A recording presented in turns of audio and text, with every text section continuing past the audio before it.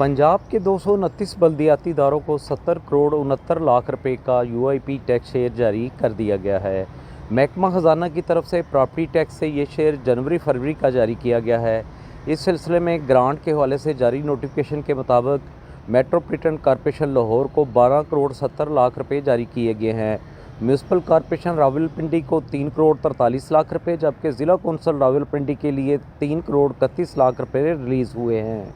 Municipal corporation Sargodha को 1 करोड़ 38 लाख रुपये, गुजरांवाला 3 करोड़ 2 लाख रुपये, सियालकोट 2 करोड़ 41 लाख रुपये, मुल्तान 2 करोड़ 74 लाख रुपये, साहिवाल 1 करोड़ 21 लाख रुपये, फैसलाबाद 5 करोड़ 6 लाख रुपये, डीजी खान 40 लाख रुपये, बहावलपुर 1 करोड़ 64 लाख रुपये और म्यूनसिपल कॉरपोरेशन गुजरात को 2 करोड़ 23 लाख रुपये का प्रॉपर्टी टैक्स शेयर जारी हुआ है।